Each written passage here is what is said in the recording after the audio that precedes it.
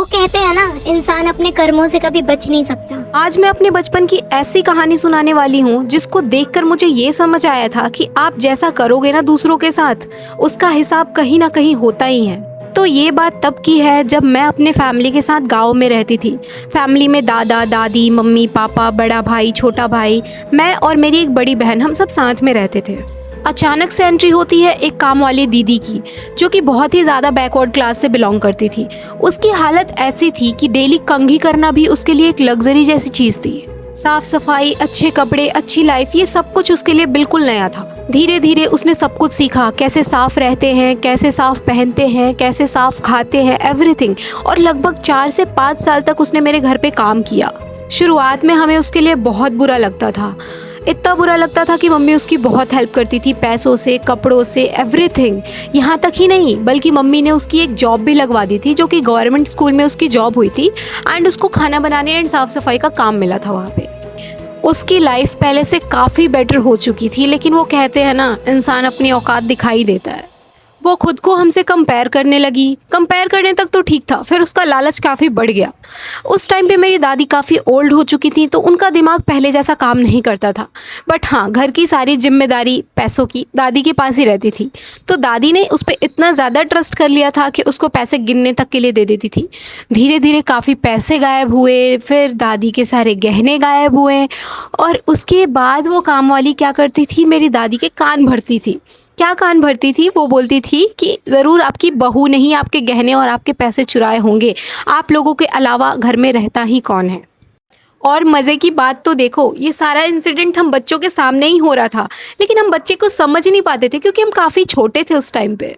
फिर धीरे धीरे तनाव बढ़ने लगा, घर में लड़ाई झगड़े होने लगे उस काम वाली की वजह से। और वो यहीं तक नहीं रुकी, वो हमारे रिश्तेदारों से भी पैसे लेने लगी थी, ब्लैकमेल करके, इमोशनल ब्लैकमेल करके। और जब रिश्तेदारों के उधार लिए पैसे वापस मांगे गए तो शुक्रिया कहने की बजाय उसने क्या किया, उसने अपना पूरा एटीट्यूड ही चेंज कर लिया। वो झगड़ने लगी, ऊंची आवाज़ में बात करने लगी, कहने लगी कि आपसे थोड़ी ना लिए हैं, जिससे लिए हैं उसको चाहिए होंगे तो वो मांगेगा।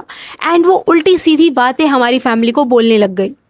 उसे इस बात का ज़रा सा भी एहसास नहीं था कि जिस परिवार ने उसकी इतनी मदद करी है, उसी के साथ वो धोखा कर रही थी। और फिर मजबूरी में आकर मेरी मम्मी को उसको नौकरी से निकलवाना पड़ा।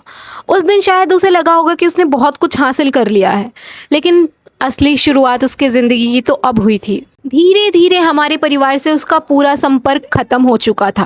काफ़ी सालों तक उसकी कोई खबर नहीं थी, लेकिन काफ़ी सालों बाद उसके बारे में हमें बहुत कुछ सुनने को मिला। उसके परिवार की स्थिति बहुत ख़राब हो चुकी थी। जहाँ की वो सिर्फ हमारे घर में काम करके अपनी पूरी फैमिली संभाल लेती थी, अब उसे 10 घर में काम करना पड़ रहा था।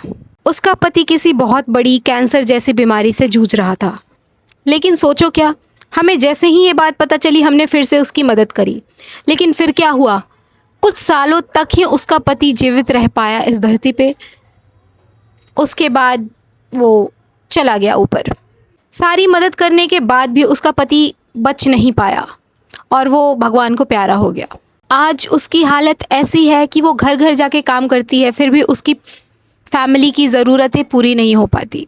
ना पहले जैसी इज्जत रही, ना पहले जैसा परिवार रहा, ना पहले जैसी शांति रही, ना पहले जैसा कुछ भी रहा। उसने सब कुछ खो दिया।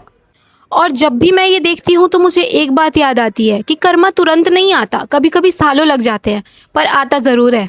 और शायद इसीलिए कहा जाता है, ज़िंदगी में जो बोओगे वही काटोगे। अगर आपको भी लगता है कि इंसान के अच्छे कर्मों और बुरे कर्मों का असर उसकी ज़िंदगी पर पड़ता है, तो आप अपनी राय कमेंट सेक्शन में ज़रूर बताना। एंड लाइक कर दो, शेयर कर दो और सब्सक्राइब कर लो यार, इतनी मेहनत तो मैं कर ही रही हूँ।